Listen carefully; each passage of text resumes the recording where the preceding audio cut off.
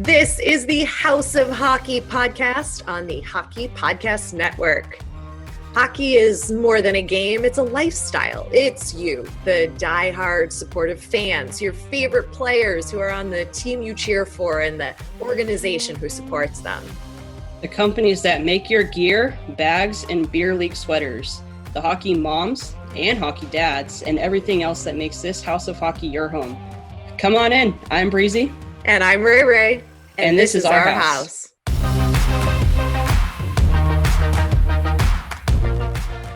Welcome to the House of Hockey podcast, and this episode is sponsored by Playbook Products. Playbook Products is a really cool company who puts your favorite sports plays on products such as coasters, posters, backpacks, and coffee mugs. You could relive your favorite moment or play with Playbook Products today. Yes, and Breezy, didn't you order something yourself? Which play did you order? I ordered the Greatest Predators plays on leather coasters and the Greatest Kings plays on leather coasters. Because I obviously know those plays very well for the ones that I had ordered from, and I thought that would be pretty cool. We like to hang out and have some cocktails at nighttime and are always looking for coasters, and I'm tired of using a hockey puck for my coaster. So that's what I did. Heck yeah, that's awesome. I'm excited for you to show them off here when you get them in the mail. I haven't ordered my poster yet because I'm not home, and right. It's just going to be like, it's like knowing you've ordered a gift for yourself, but you don't know when you're going to get to see it. So I want to I'm going to wait, and I'm going to order my Patrick Kane goal on a poster and decorate my home set for the podcast. But there you go. Playbookproducts.com is awesome. They have everything, all the plays across all the sports, not just hockey. Make sure to check them out, playbookproducts.com. Absolutely. And this is episode 24. Wow. Can you believe that? No, I can't. I feel like it's been like 2 episodes, to be honest. We've talked to so many great people, and I just feel like we just keep learning so much more about anybody and everybody in the sport, not only in North America, but all over the world. Exactly. Because this week's guest is, well, he's not from Australia, but he lives in Australia, Greg Savoie. He is the host of the Pucking Funny hockey podcast that he hosts in Australia. And he's in Sydney, Australia. And we learned and talked to him all about hockey, professional hockey, if you can call it that. It's semi-pro hockey, really, in Australia. We learned about the quote-unquote arenas they play in, right? What else? Yep. Just like interesting facts about who can actually play in the teams, which you will hear all about. It was super interesting to hear how many rinks are in Australia in general.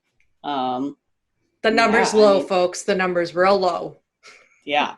If you thought, I don't know. If you thought the UK or your city had a low number of rinks, wait till you hear this from Greg. So that's coming up in a little bit.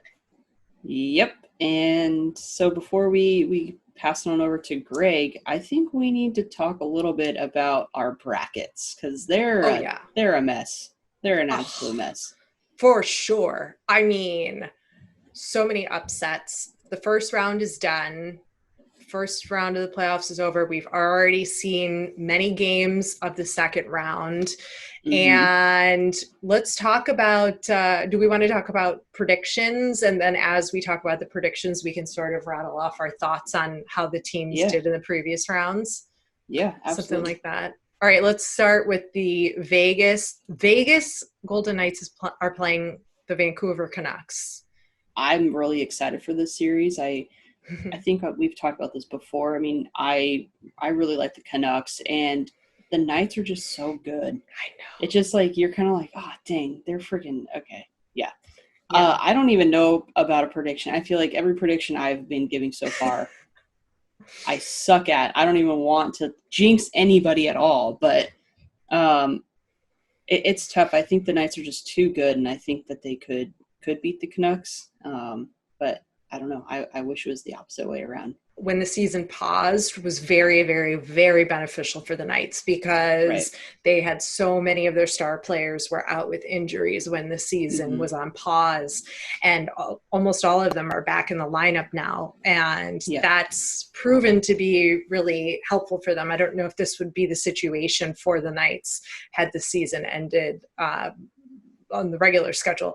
Oh, also, just for, to have it on the record, since the last time we talked, the Blackhawks were still in the playoffs. They are not. And I'm very sad about it. I was very disappointed. It felt like just so, like I had no faith watching them play. It was so disheartening because they really wanted it. You could see them really trying. They put up a good fight, though, against the Knights. Like, they didn't just hand it over, like there was goals scored, there was overtimes, like there was a good challenge. So everybody's on social media has been trying to remind me to focus on the positives, that like we got this far, that we have a bright future. You were just excited that they made it to the playoffs. I was. Remember? I know, but and, it was and you still... said if we don't get any further, then it's okay. But I feel your pain.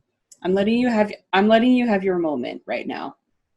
I need to like wallow for a second in my sadness.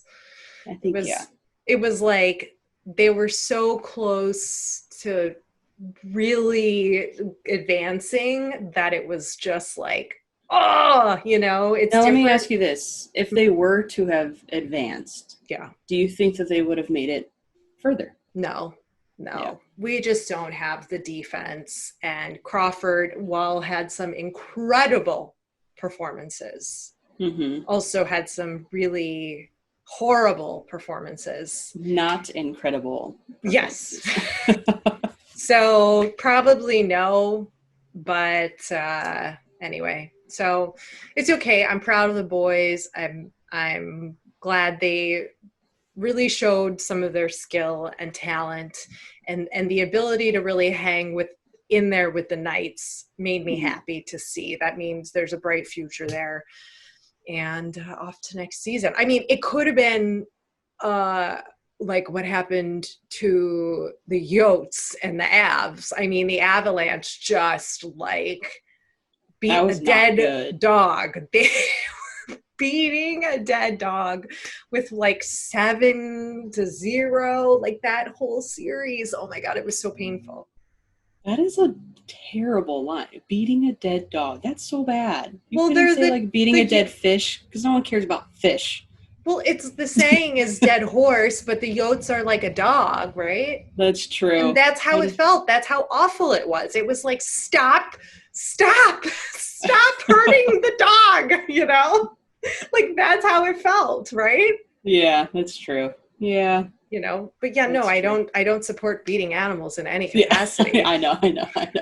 We're going to go to now Avs and Stars, which where have the Stars been?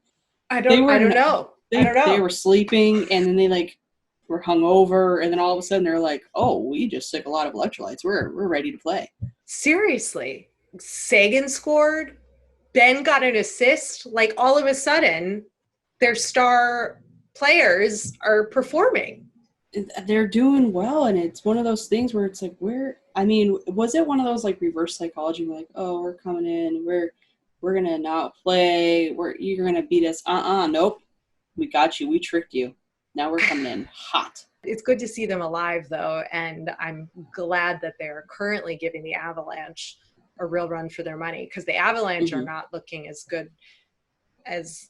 I mean, they were better offensively. Like more time was spent in the Stars' end. Like, but I don't know. I think it'll be a pretty well matched series.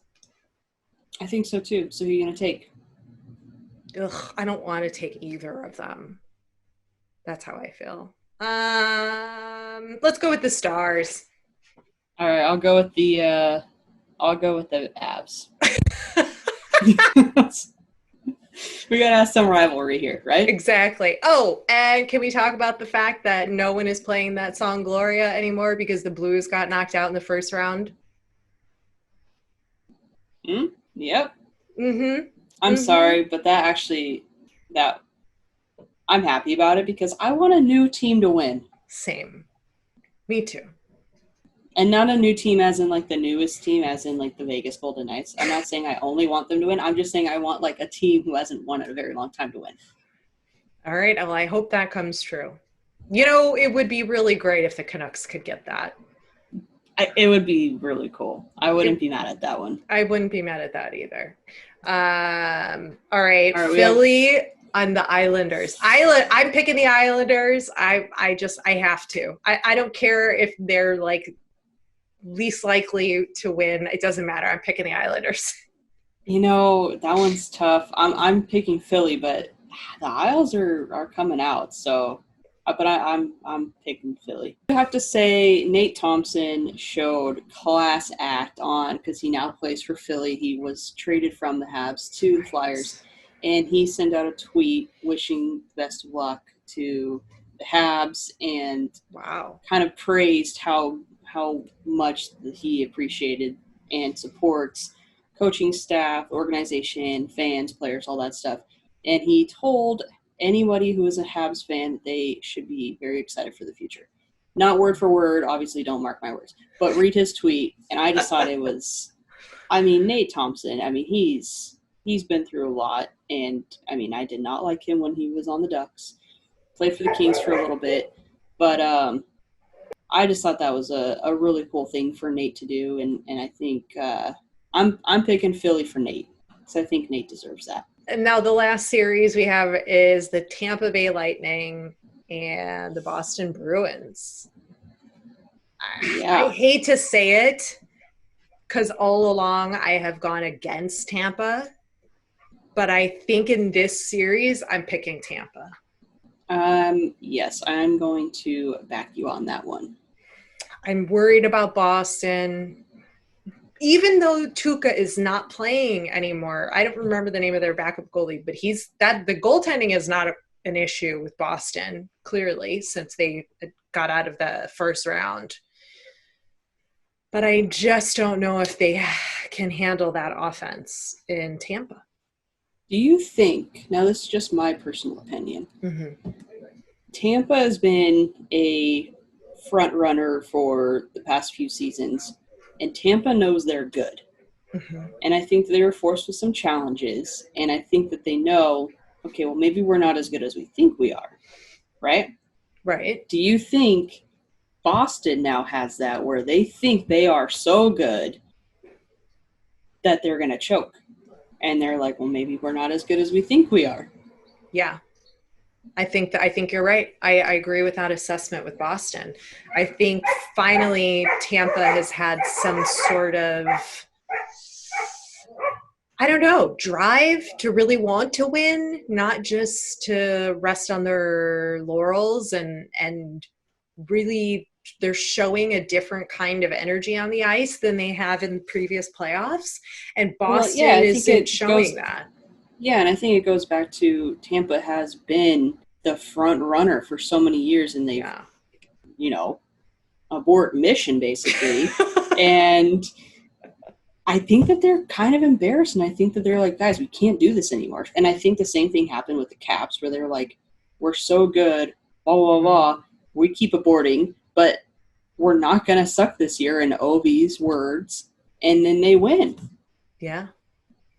Yeah, I hope that there's some fire under Tampa and they can prove that they really are as good as the records have said that they are over the last couple of years. Let's see it. Bring it. Bring your A game, Tampa. Let me see it. Let me see it on the ice. Let's see you. Let's see who you are. Let's see who you say you are. Oh, we get a little gangster up in here. Let's go,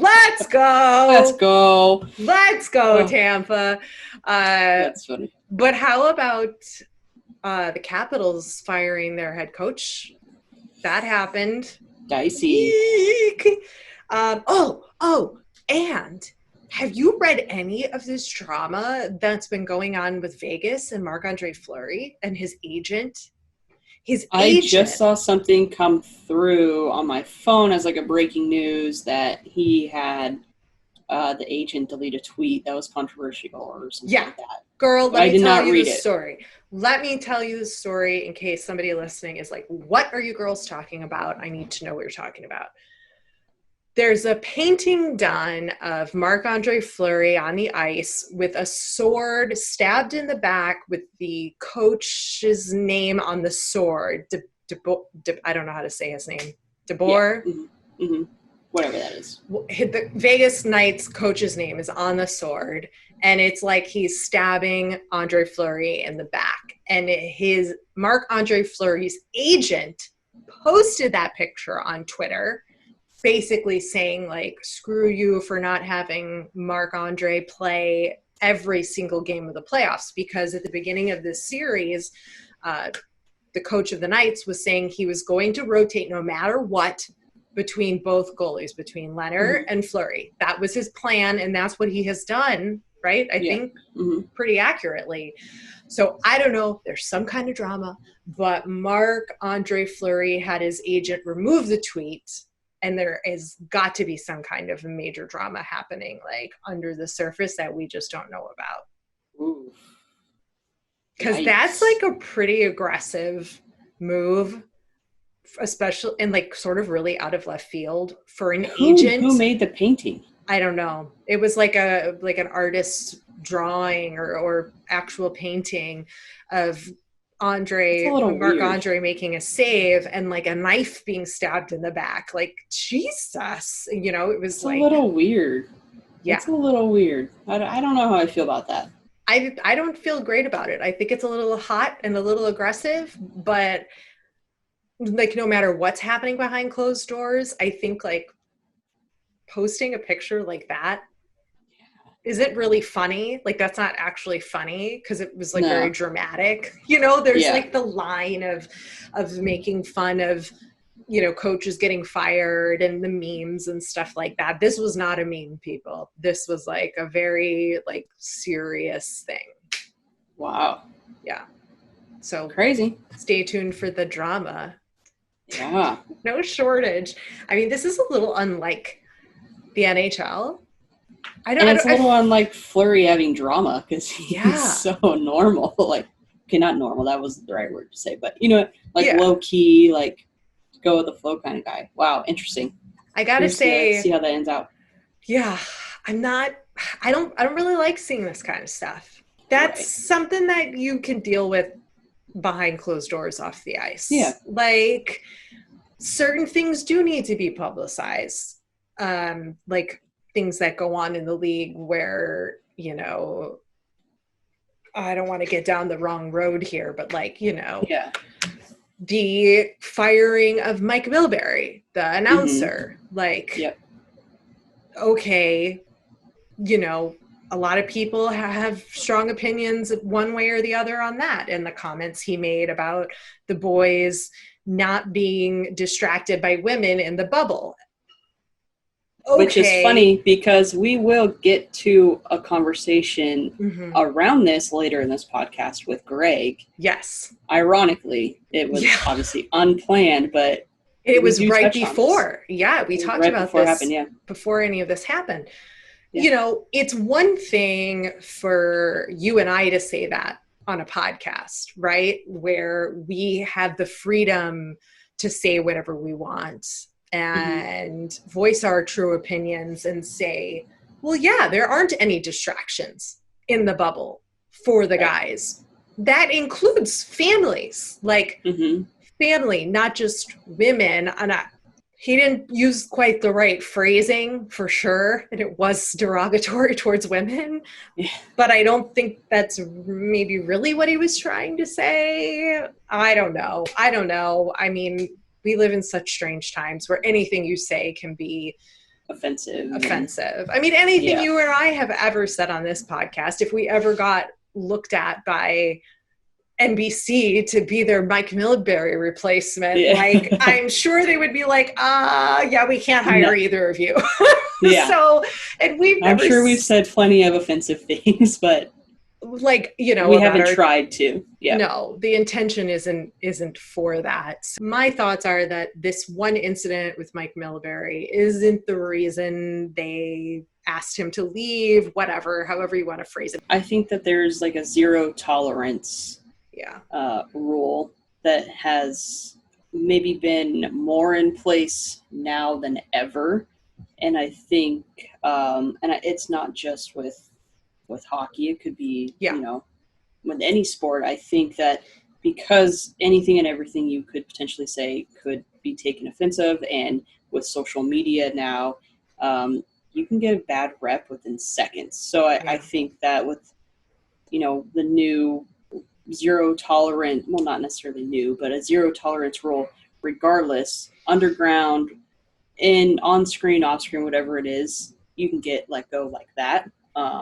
And I think it's good. But at the same time, I think you should have a reason to be able to explain yourself. Yes. To try to correct it rather than forever having a bad rep. I think that everyone deserves to be able to say, you know, I did say this, own up to it. I did say this. I did not mean to say this, or I did say this, and I understand the consequences for it. Because right now, I mean, right, he just said, I'm like, sorry for my... he got let go, blah, blah. And the poor guy is probably, well, not poor guy, but, you know, the guy is probably sitting there and be like, wow, I really messed up. I wish I could say something where everyone could be able to hear it, but he may not be able to say that now. Right. I mean, he could just say, I'm sorry for the words that I said. Right. But that, you know, I don't know that those could fall on deaf ears. I think that's the same. I think that's what's happening, where like now it's just become the norm. Like somebody says something offensive, you just say, oh, I'm really sorry. And then, okay, but like, do you really mean that? Are you just saying that because you think you have to say that? Mm-hmm. I don't know. I just think we're living in a different time. I think things society-wise have changed, and it's currently changing. Mm-hmm. And I don't know what's going to be acceptable or not anymore. I mean, the thing that he said though is true. Like, I mean, is it not true? Yeah. That like, because like there are no distractions because they're in the bubble. Right. Yeah. The way he said it, not good. For sure, not good. But like, I don't know. But I mean, we've talked about it before. It's like you're in a bubble with your teammates. There are zero distractions. And that means for a wide variety of things. Like you are literally put into a bubble with your team to play hockey. Everything else kind of just, yes, you can FaceTime and phone call and this and that, but like the deal was like to keep everybody safe. Right. Nobody's welcome but you. You have to be with your teammates. You can't really do much other than that. This is the shit we're dealing with in the real world now. And I'm not a sympathizer of women being objectified. I don't stand for that. I'm just trying to see both sides of the coin and try to understand it, because you know, where is the moral line then? You know, like if Catherine Tappan had said that, would she have gotten fired? Mm-hmm. If Catherine Tappan said, well, there's no women there to distract the guys, well, then is that okay? Or is it just because a man said it? So I think I'm just trying to explore this as I talk about it on a podcast, which is probably not a great idea. And I should probably figure that out before I do. No. But I think a lot of people are having these conversations, not just... I think you're making valid points. And I think that there's a fine line between, well, the point you obviously made, but I think there's a fine line between, and I always don't want to get crap for this, but of not being offended and just like putting on like your big boy pants or your big girl pants and being like, you know what, that probably was not the right thing to say, but whatever. It's not directly, affecting my life, so I'm just going to move on. Mm-hmm. Rather than being like, oh my gosh, that offended me. Like, there's a fine line between, being offensive or not being offended by it and just moving on. And I think that's what our world needs a little bit more of now, rather than saying everything is offensive. Just not everything is offensive. It's you personally that probably are feeling offended by it, but are you feeling offended because you actually are offended or because you think you should feel offended by it? Boom. I agree with you 100%. So. And it's not just, you can't just like call people out on social media for saying something. It's beyond that. It goes with like, how are your actions represented in real life? Are you actually saying these things to people in person when you're hearing stuff that you don't want to hear? Or if somebody says an offhanded comment like Milbury did about the women thing, like I wouldn't have taken that personally. Offense. I would not personally have been offended by that. But it would be one of those things where you're like, ooh, that was a little dicey, but yeah. I mean, you would have gone he's like, not ooh. wrong. Yeah. He's not wrong, but is he right? Probably not, but you know what? Maybe you shouldn't have said that on a broadcast to millions of people. Oops, sorry. Yeah. But anyway. Yeah, I don't know. But that's like the flip side of the broadcasting coin is they say, and I've heard this firsthand as a host, it's like, well, we want your personality. Like, show me your personality. Like, we want to know who you are. So you're asking him to be himself, but not. And it's like, okay. Personal opinions maybe aren't the best thing to show your personality. So then you're scripted again. Right. And that's not personality. Right. And then, you make a mistake and you say something like he did, and here we are. We're talking about it. That's why we have a podcast and we can say whatever we want. Exactly. Except for a few choice words that are not allowed on the network. Yep. And which we would never say anyway. No. We delete those words if they're said. And we don't use those words to begin with. No. Thank you to the podcast or for the network. Yeah. For having those rules in place. Yes, we support that. I just try to be a good person, man. I just want to be a good person every day. That's all I try to do. And that's all we can do. That's the thing. It costs $0 to be a decent human being. Yeah. So just be decent. That's it. And people are going to make mistakes. Yeah. Humans are going to make mistakes. I'm going to say something. You're going to say something. Yeah. Mike Milbury is going to say something. Catherine Tappan might say something. I mean, we all can make mistakes. We're humans. We're not perfect. That's all I got to say about that. Not a big fan of drama in the NHL. No, I don't like it. I don't like it. I don't want us to become like some of the other professional sports. Yeah, no. And some of it needs to be left at the door.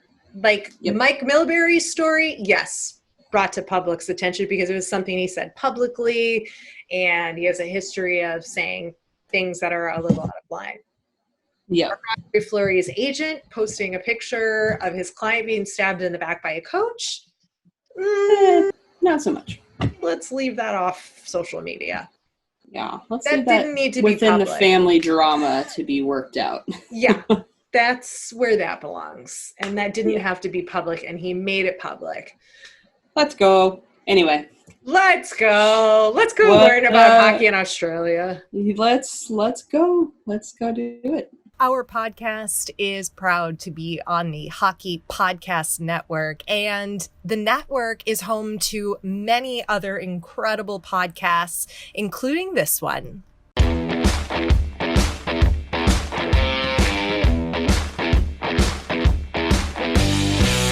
Hello, bonjour, hello, hey, hiya and privyet hockey fans. Welcome to the Europuck podcast.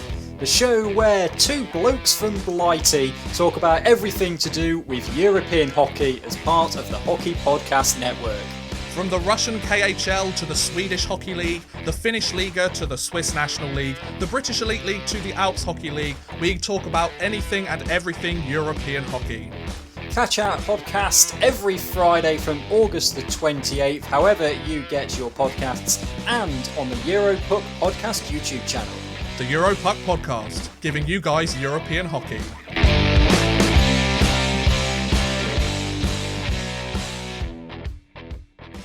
Welcome to the house, Greg Savoie. He is the host of the hockey podcast, Pucking Funny, all the way from Sydney, Australia. Welcome to the house. Well, thank you so much for having me there. We want to learn more about the ice hockey culture in Australia from you, because that's where you're based, but you're not from there, right? That's all correct. I grew up in Montreal, Quebec, Canada. Habs fan my entire life. I also lived 10 years in Vancouver, BC. So my Western team would be the Canucks, but Habs first and foremost. And I met my now wife online about 12, 13 years ago. So online, therefore, she's Australian. She visited me a few times in Vancouver. I visited here. We hit it off. We've been married 10 years and have two wonderful children. And we're in Sydney, like you said, the Sydney area. Wow. Do you miss Canada at all? Or are you happy to be in Australia? Oh, I love it here. I miss the people, the family, the friends, going to hockey. Although we will get into, there's a lot of hockey, going to NHL games, I suppose I should say. All right. But now online, you can watch it all, so it's great. Yeah. And I do not miss the ice and snow. So any Canadians or Americans out there, your winter's coming up. I'll be going to the beach. Oh my God, that's great. So how did you get into covering hockey? Did you play? Obviously you're a fan, like Breezy and I are fans. Breezy's dabbled in playing, recreationally. I'm just learning to play. Tell us a little bit of your background of hockey and getting into covering it with your podcast. Most good Canadians and of my generation, I grew up with skates on. My parents put me on skates, 3 or 4. I'm a little older than you two. So if I say cheese cutters, do you know what I'm referring to? Skates that are cheese cutters?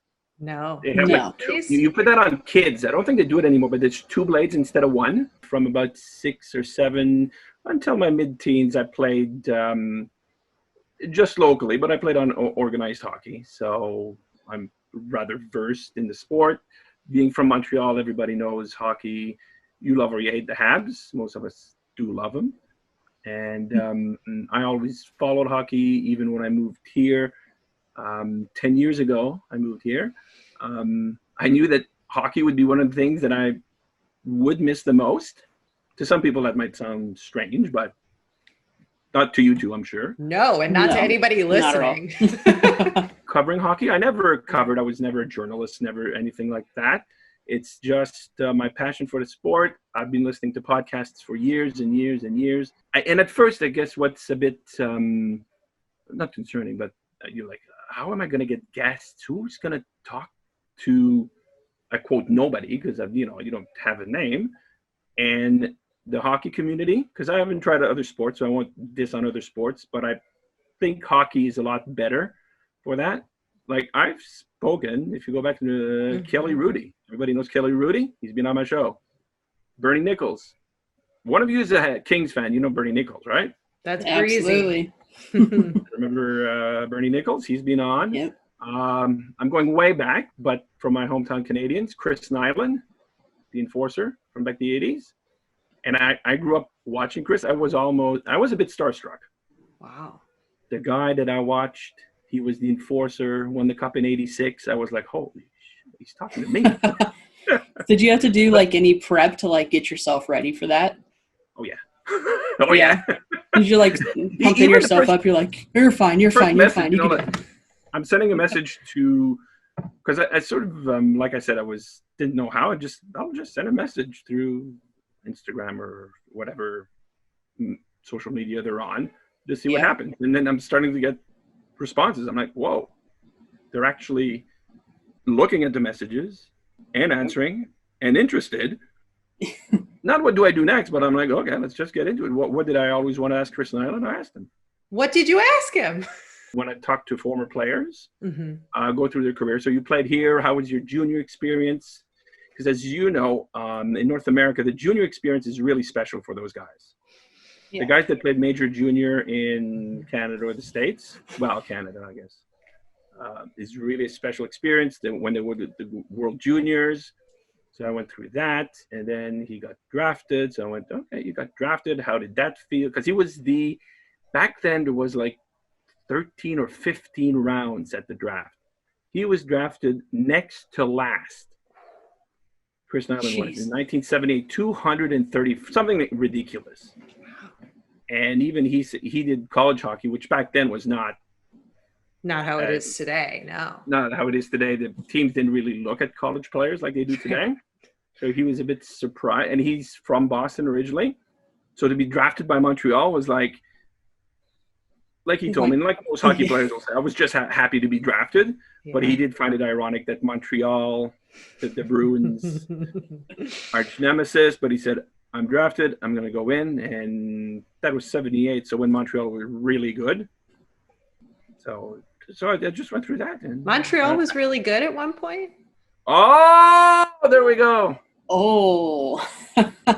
It's so hard to remember because, like, in my lifetime, I don't think they've ever been very good. I will be a gentleman. I will not ask your age or year of birth, but the last time Montreal won the Stanley Cup is the last time a Canadian team did. That was 1993. Were you born? Okay, I was alive, but I was a little young, so I don't really remember that time. Right. Okay. I'm just giving you a hard time, Greg. You are. That's all right. But I am one of those Montreal fans that'll go, we got 24 cups, more than anybody. Yes. But like most people. You're the Chicago fan who'll go, yeah, but we won 3 in 6 years, like 10 years ago. Not even. Exactly. We're the best team of the last decade. What do you want? Let's go. Are you? Are you really? Yeah. She just, chest bumped you. Yeah. You're the most successful team of the last decade. I'll give you that. The NHL said we were, so therefore we are. Oh, did they? They did. They named us the best team of the last decade. Okay. Of the 2010 to 2020 or whatever, however they. I can't really argue that. It's like Montreal would not be close. It'd be LA, or Pittsburgh. So yeah. Okay. Oh, it's fun. It's fun. Okay, so we'll come back to more about your podcast and your guests, but dive into the ice hockey world in Australia for us. So you've been there for 10 years and you've had a good, time to get to know everything that's going on. So we do know that there's the Australian Ice Hockey League.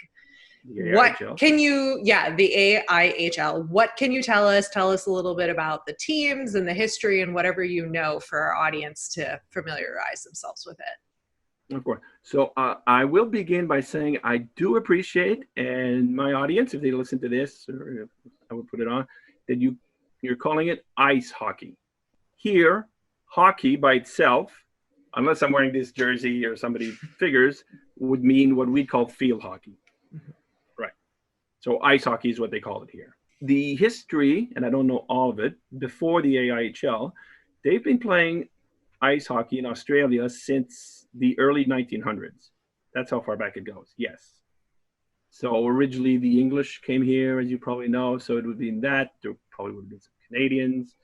And one of the very first, not necessarily an ice making machine, but refrigeration machines that keep the ice cold in rinks, okay, not as great as they are today, was manufactured in Australia in the late 1800s in order to send beef on ships from here back to England. You have to keep it refrigerated or it'll go bad. So they had that technology, and somebody said, I assume an expat Canadian or something, can we use this to make ice and then skate on it and play hockey? So it does go that far back. Wow. Yeah. That's interesting. Yeah. In regards to the AIHL, there are, I believe, 8 teams, and Brisbane is meant to get a new team next year. They've put a bid to get a new team. The AIHL normally, not this year with COVID, everything's off and doesn't count. usually would play in what's winter here. So approximately April through September. Okay. And they only play on the weekend, the games that is. They practice during the week. The players are not paid. It's not a professional league. They get travel, but they have day jobs. It is literally like the old, you know, when you hear about the old NHL, all the guys had to work over the summer. What this is the AIHL. Wow. These guys have a quote normal day job. They play hockey they practice during the week, but they practice on the weekend. They're not paid. Their travel, their expenses, their meals while playing would be paid, but that's about it. I mean, I'm not trying to be offensive, but it's almost like a professional beer league down in Australia. Yeah. Okay. The one question I'm often asked, and I'm guessing you're going to get to that, is what's the caliber of hockey? Like how good or not good are they? I would one level below the ECHL is about the caliber. Oh, okay. Which is still pretty good. Yeah. I mean, the East Coast Hockey League, you have to be pretty damn good to make it. I'm not one of there are those people that go, oh, you weren't even drafted, you're no good. I mean, you're almost drafted, you're really good. So the ECHL is a very good league, right? I'd say this is about one level lower. Each team has a maximum, I think, of 4 import players. So from Europe, Canada, the States, and so on. And they are not allowed an import goalie. The 2 main reasons for that is goalie is such an important position, as we all know, in hockey, that if you manage to import some guy who just retired, you know, it's Marc-Andre Fleury retires, oh, bring Marc-Andre Fleury here. That team, just to get back to the caliber, if some team managed that, they'd win every game. It wouldn't even be close. It would not even be close. So that's why you're not allowed an import goalie, as well as they want to develop the local boys and the local men here at that position. Matt Climie, some people might know him. He had a cup of coffee in the NHL, played on the Coyotes for a bit, because I've had him on the show, and he actually played with Paul Bissonnette. I was like, you played with Biz Nasty! You played with Biz? Oh my God. I was like, this is as close to spitting chicklets as I'll ever get. Yes. I understand. Anyway, Matt played, like I said, a cup of coffee. He was a backup on Dallas as well, and he came here for a year and played. So there are some former AHLers and NHLers that do come here as imports. When I spoke with Matt, he was like, I'd played in the AHL, the NHL. I'd made the money, because even a backup goalie in the NHL, you'll make decent coin, right? Mm-hmm. He said, I retired. I can take a year off to Australia. That's what I did. And I can still play hockey. So, yeah, that's the type of imports they'd get. Yeah. That's what I love about hockey players. This is like, they're just like, I made enough money in like the leagues. I got this offer to go to Australia, live there for a year, play hockey. I'm at the end of my career. Fuck it, I'm going to go. What about the other way? Breezy, who were you saying was the Australian outside of that guy? Was there someone else? Yes, Nathan Walker. But Nathan Walker, he was born in the UK, but he grew up in Australia. So they just are saying that he is the most current Australian player in the league right now. So he's under contract with the Blues as of this year, and he plays for the San Antonio Rampage. His 2 Australian parents, they moved back to Sydney, where they're from, when he was very young. Mm-hmm. He grew up in Sydney, played not in the AIHL because he was young. He played what they call the junior leagues here, but he did play here in Sydney. So because his parents are Australian, he's an Australian citizen. Huh? Yeah, that's so he is the first player of Australian citizenship to make the NHL, and still the only. Oh, that's pretty cool. And with Nathan, which I'm still trying to get on. Nate, listen to this. I'm sure this is more popular than fucking funny. So. Tell us a little bit more about like recreational hockey in Australia. Are there arenas? Is there ice? Can you go play? Are there beer leagues? Like, what is that lifestyle like if you wanted to just, play some hockey once a week? There are 8 arenas in the entire country. That's it? 8 arenas in the entire country. You heard me right. Wow. Australia's a big country. It's just slightly smaller than Canada in big. There's a lot less people. Like there's right, 23 to 25 million people.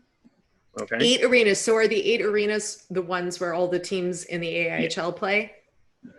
And so then how does the recreational side of it work? Like you just...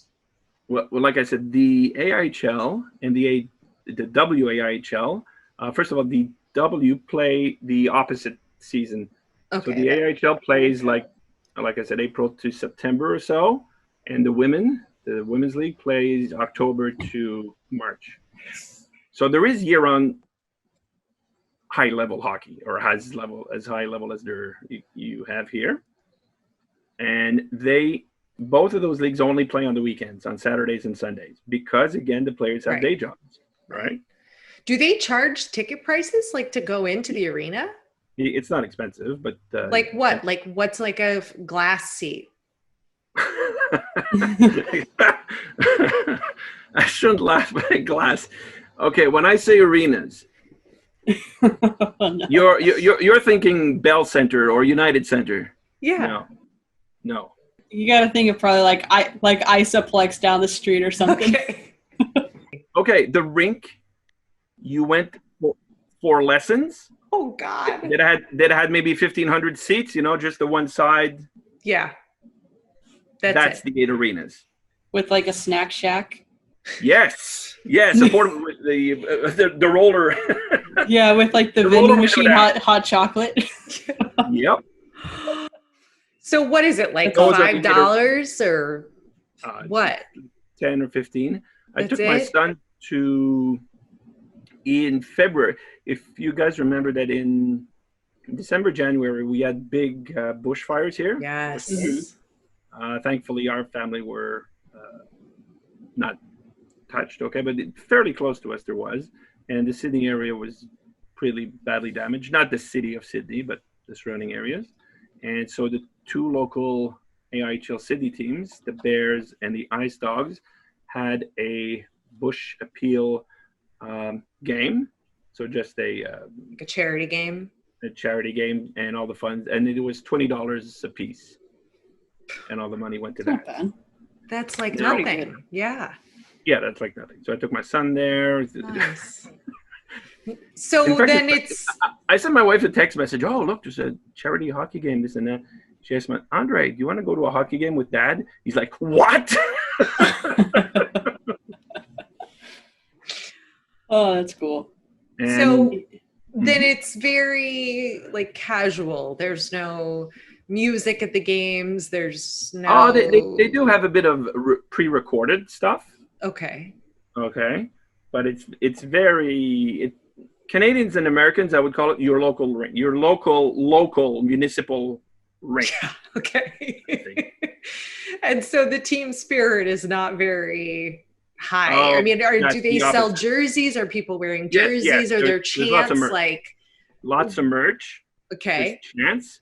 And that bush appeal game that I took my son to, all right, it's just an exhibition game, and it's, everybody's going to have fun, whatever. But the thing about Australian hockey fans, ice hockey fans, man, they're into it. Really? As a Canadian, I was like, it's a nice place to go. As a Canadian, well, yeah, it's, again, an exhibition game, and it was the 2 Sydney teams, and, obviously there's a rivalry. Oh, man, people were chirping each other, the players. Even I told my son, this is an exhibition game, right?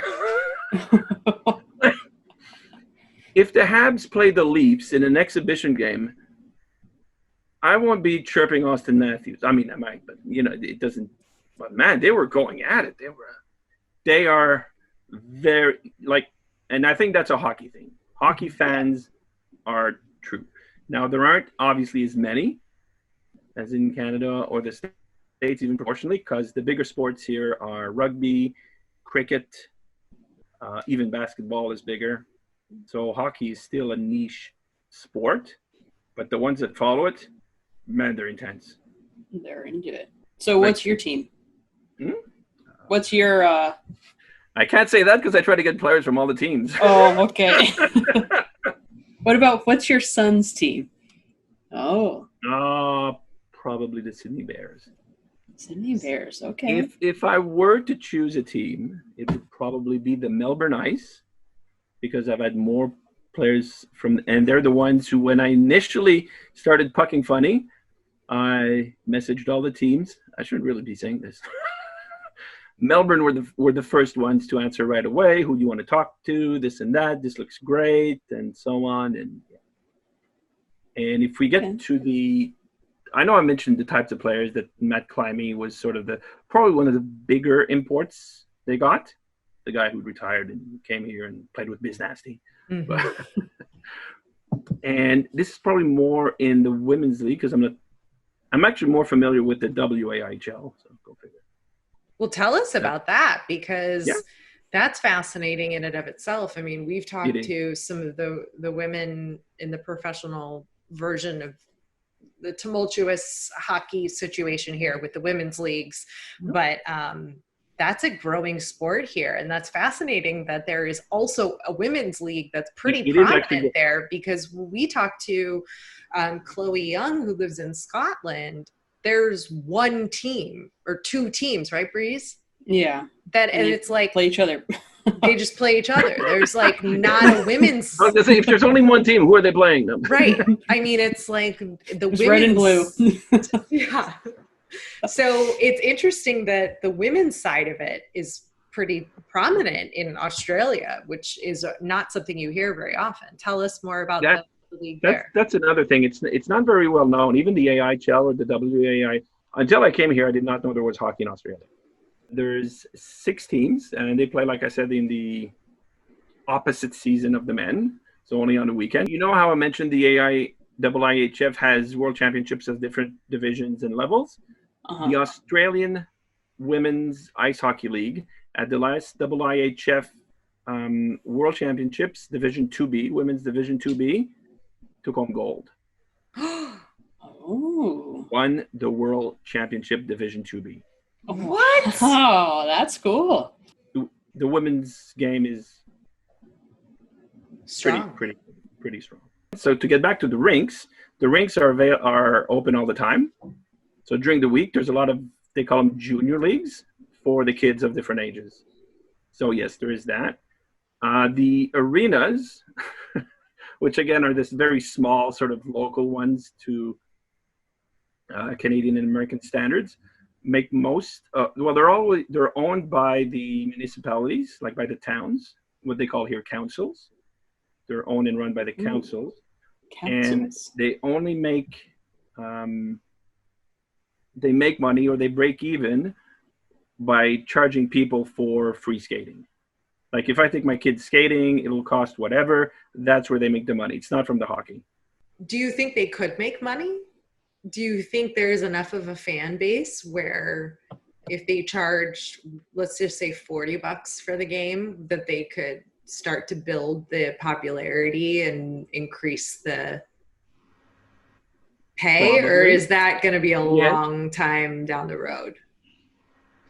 The difficulty is the quickest way to do it, not necessarily the best. The quickest way would be more imports. If you bring in name imports, suddenly you can charge. Yeah. Right? Mm-hmm. If, like I said, somebody retires, hey, come on over here for a year, we'll give you $50,000, which to him is whatever. Like, pay my expenses, a bit of a Matt Climie type thing. Right. People would come and see a name. You're not developing the locals. You're just making money for the league. Yeah. Yeah, but it's a little bit of both. You know, you got to bring in that name to get the butts in the seats to see the other players and that whole. Over the last 10 years, because this would have been the 9th year. There's a man called Kerry Goulet that you might know. He's very active in the hockey community, and he organizes the Canada versus USA Ice Hockey Challenge once a year. They didn't have it this year because of COVID and all that. Mm-hmm. They play Okay, so, and they get relatively big names. Okay, usually AHL guys, but one year Brent Burns came. Yes. One year he didn't play, but he hosted the event. Wayne Gretzky, you might have heard of him. Maybe. And actually, the year Gretzky came, which I believe was 2016, the big name NHLer they had was John Scott. Do you remember John Scott? I do. Breezy remembers John Scott. He was the enforcer who was voted in by the fans. Yep. He was an enforcer, so I know no bit. Wow.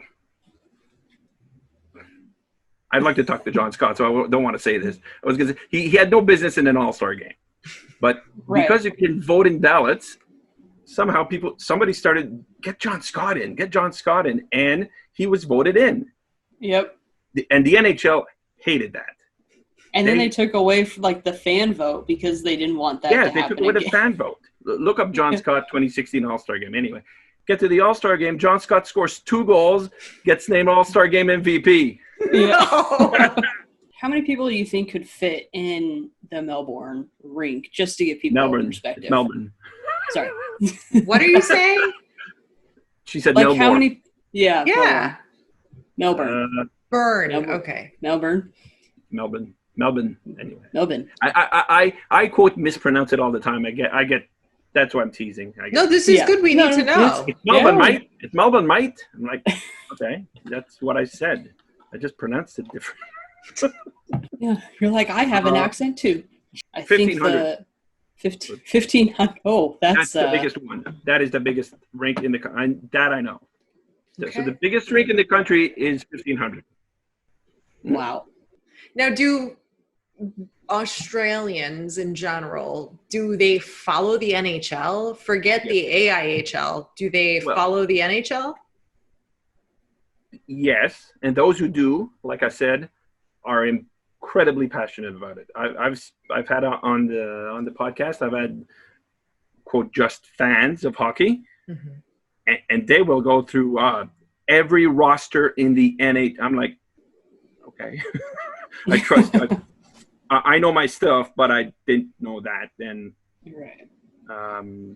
yes, the ones that do, and there's a good number, but again, it's a second tier sport here. It's not because people don't grow up with it. They're not accustomed to it. But also those who get initiated to it love it like that. Of course they do, because it's the best. Yes. And I mean, I know sometimes we say that tongue in cheek, but when I moved here and some of my now wife's friends, Canada, this and ice hockey, whatever. I'm like, I'll show you a game. They tell me what you think. They were like, holy yes. Who would you say is the most popular NHL team in Australia? Just based off of people you've talked to or know of. Initially, it was all over the map. This one person traveled to Vancouver, so it's the Canucks. This one person, their uncle was originally from New York City, it's the Rangers. So there's no, unlike us, where it's usually where you're born is your team, or if your parents followed X. The one most common, and this is because of geography, a lot of younger Aussies who go to Canada, for instance, on 1 year working visa or student visa, because of the proximity is a funny word, but the closest place in Canada to here is Vancouver, is BC. So the Canucks would be the most popular one. Okay. But again, only because of that. Because when people go to Canada, usually they'll fly into Vancouver. That's funny. So is there like a player that people are drawn to the most out there? I mean, is it a Crosby? Is it a Kaner? Funny enough, and I said you love or you hate Pittsburgh, Crosby's the same. And it's the same here. Yeah. They love or they hate. And I like Sidney Crosby for the Team Canada stuff. And we beat him on his birthday. But yeah, talk about just breaking his heart. Jeez. Anyway, I've always been a fan of Sidney Crosby, but there are some here that, oh no, he's, you know, Yeah. and you hear that it's the same things that you hear in North America. He's a whiner. He's a this. He just gets his way. They're gonna get the first pick for. Yeah. But those who love him, he's the best player since Gretzky. I'm like, well, not quite, but Oh, that's a little. That's not much of a stretch, but Yeah, I don't know if we could say that. he's top good. 10 all time. Is he top 10 all time? Yeah, I'd say so. Yeah. Okay. If you'd said no, I would have said name me 10. But anyway, Yeah. so We don't have to. no, We're not rating today. No rating today. Nathan McKinnon comes up. Nathan McKinnon as one of the favorite players. Mm-hmm. And because, like I said, the Canucks people love, is it Quinn Hughes? Quinn. It's Quinn. Anyway. It's Quinn. Yeah. It's Quinn. So the Canuck fans, Quinn Hughes, Yeah. Connor McDavid. So the usual. Younger, yeah, the hot And it's young guys. The younger ones, yeah. Like you won't hear, and I mean I think you should, but you won't hear Jonathan Taves' name very often. No, but he's pretty underrated anyway. I think you won't hear Drew Doughty very often, which I'm like, yeah. I feel like he's kind of lover. If you're not like a Kings fan, you're not a big fan of Drew. That's just what I'm getting at. Oh yeah, for sure. And just like Brent Burns, like I don't know that everybody in like outside of San Jose was like, yeah, Burns or Joe Thornton or anybody like that. If you're not as familiar with the sport in general and you don't know that those teams, you wouldn't be like, oh, how's Jumbo Joe doing today? So good old Jumbo Joe. Yeah, Tell us your favorite hockey hunk. These are the two questions we ask all our guests. So this is question one. Do you remember a few months back, Jaromir Jagr put that picture of himself? Jaromir Jagr. Because I'm like his age. I'm like, yeah, okay. I'll take on the challenge. What about your favorite hockey lady? Okay. Well, that's besides you two? Of course. Yeah. I had to do that. Manon Rhéaume. Ooh. Manon Rhéaume. I actually got in touch, and she's apparently going to come on Pucking Funny, and that I'll admit this, it's a bit of a crush thing too. That's okay. That is okay. Why are there's more now, but there's not as many women in hockey in general working on the TV, radio side and media, but also on teams. And this is where I might get, it's often, or I don't know if it's because I'm looking at the prettier ones, or is that just me? Oh yeah, no, does that come into play? Because if I were to go in the US, if I was going to go to a job for CBC, say I had the credentials, whatever, there'd be no, is he good looking enough? There'd be none of that. Right. That would not be relevant. For the men, no way. For women, for sure. I think that has to be like the first thing on your resume is, are you going to look good in front of the camera? Mm-hmm. I think that's just what it comes down to. And then followed by your background. For Whereas for the men, it's the other way. Well, like even that first part doesn't even come in, I don't think. Not at all, I don't think. It's like, do you know it's a know double your stuff? standard. You know, you need to have connections and whatever. I get that, but that's part of the issue with women in sports broadcasting in general, and it's across all the sports where, you know, they want you to be big boob, blonde hair kind of thing, but you have to also be really smart and know what you're talking about. And the minute a woman says something that's maybe not as smart or as what the viewer who's male wants to hear, then she's discredited as like, oh, that bimbo doesn't know anything, you know? So it's this like double-edged sword that the women have to face of like, you have to be really pretty, but then that pretty is used against you when in all reality, it doesn't matter what the fuck you look like. If you're good at your job and can give us the information you need, you know, it shouldn't matter, but that's just not the way that the society works. And People want to look at good-looking people on TV, and that's sort of just been developed over the recent years, I would say. What do you think, Breezy? Yeah, I agree. I think, I think you nailed it on the head right there. I agree with everything you said. Yeah, it's... It is the same here, by the way. I mean, like I said, hockey is a second-tier sport, so there's not... I mean, they do have the YouTube channel, but that's not main. But like for the rugby and the cricket, the big sports here, the female sportscasters are like very fit, tan, good on the eyes, and then you go, right? Why there first of all not as many, right? Mm-hmm.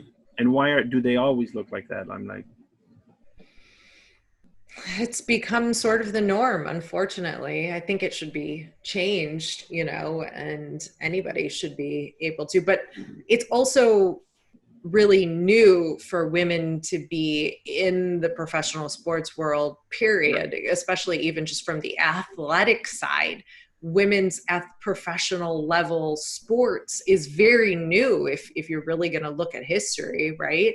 And they're still very unpopular. The women's leagues of, even soccer, they're the USA women's soccer team is incredibly talented, and I couldn't tell you where to watch them play. I couldn't tell you when their season is or anything. And I grew up playing soccer as a female. So I think there's just a little bit of a disconnect of things being caught up with women being respected as athletes and their skill level, and then also their ability to be able to coach men and talk about men playing hockey as a woman. Oh my God. I mean, it's just sort of an old stereotype and a thing. And if you do your work and you put in the time and you know your shit, like Catherine Tappan does, then you're well respected. And that's why she's in the position she's in and will be for a long time, but it's hard work. And I'm sure she's dealt with a lot about her looks and men just staring at her cleavage and the whole thing. And that's just, part of the struggle. Because there's also the fact that just because someone is pretty or handsome doesn't mean they're done. They're good. No, it doesn't mean they're good, but it doesn't mean they're not good. Like it should not be relevant. You're smart or you're good. Right. You're good looking. Look. But it's TV, baby. I got no problems with that, but it's not relevant to a profession here. Right. But it's like entertainment TV world where when, for whatever reason, that's sort of the norm. People go like, oh, you're on TV. You have to look and talk and be a certain way then. And I think that's starting to change, though, with social media and different people of all shapes and sizes, having shows, having podcasts, putting out their unique niches of content. I think that'll start to shift it over time. On the Melbourne Ice, there's a player called Christina Julian who I interviewed. She's an expat Canadian living here now. So she was an import player, forward. She played up to a university in Canada, which is fairly high. And she played soccer in the summer in Canada to the level that she made the Canadian national team at the World Cup. What? Oh. That's the kind of athletes that even the AIHL gets. Wow. And that Fucking Funny gets. World Cup of soccer player. Seriously. See, these are things that she's a wickedly talented athlete. Oh, yeah. And it just goes underneath the bar of press and media. That's the type of person, Christina, that comes to Australia because I think she came just for work. And then I'm like, you are one really big athlete that nobody knows. Yeah. And it's not just because you're a woman. Well, I think that's a big part of it. Mm-hmm. Yeah. Yeah, I do too. And as a very good Canadian and hockey player, she was so humble about it. Of course. Like, I just play hockey. I'm like, you don't just play hockey. You don't just play soccer and make the World Cup. Right. You're effing good. Yeah. By the way, because that's your dog, I know I'm on a tangent, and you're gonna close that. Because we mentioned favorite players and so on, we have a beagle that I've called Crosby. Ooh, Crosby. You know why? Well, why? Because we live in Sydney, so he's Sydney's Crosby. Oh, whoa. There you go. Well, my dog right here that you can see, he's an Australian Shepherd, and his name is Mate. Mate. G'day, mate. What is it about hockey people and dogs? We are dog people. We are not cat people. Absolutely. There's a few players that are cat people, but really, yeah. Jack Campbell, he has a cat. There's a couple other ones, but mostly Jack Campbell. Now, so. He's on the Leafs now, yeah. But all dog people. Yeah. All dog people. They're great companions. The players or managers or whatever, even the wives that I follow on Instagram, whatever, it's all dogs. It's all dogs. Yep. Yeah. I think that goes to the buddy team mentality. Like your dog is your buddy, your sidekick. Like you hockey players, you could like wrestle with the dog, you can play with the dog, you can be like, but with a cat, you're like, hello. Like they're not going to be like, hi, little kitty cat, like I don't see that sort of personality. Yeah. I mean, Mate chases pucks for me, so we just do it in the room, but see? I mean, he barks and he's a good defender, but that's as much as he goes. But I mean, I would say, players can even practice with their pets, and it's fun. I mean, I have fun doing it with practice with a cat, though. No, that's true, though. A dog you can play with. You can't play with a cat. No, right. The cat would be that's like, "What the fuck you doing? Don't touch me." All right, Greg, tell everybody where they can follow you and listen to Pucking Funny. Yes, so the podcast is Pucking Funny, Apple Podcasts, Spotify, anywhere you find your podcasts. The full name is Gregoire Savoie on Facebook, Gregoire. If you type in Greg Savoie or Pucking Funny, you'll probably find me. Pucking Funny Podcast on Twitter, Pucking Funny Pod on Instagram. I'm getting, because I'm older, I'm just getting into how to use Instagram. That's the old white male thing there, right there, right? Isn't it?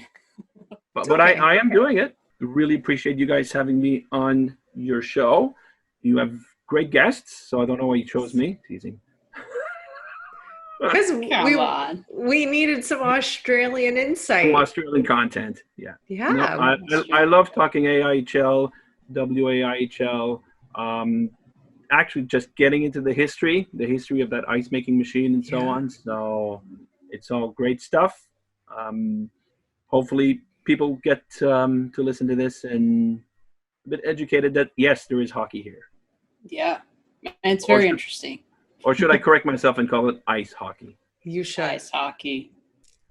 That's what you got to do. Well, thank you so much for coming on and giving us a little lesson in the Australian hockey world. And we're really excited for this one. Thanks for coming over to our House of Hockey podcast and hanging out with us. We'll be back next week with a brand new episode. And in the meantime, you can follow us on social media. Just look for House of Hockey podcast. We'll be back next week.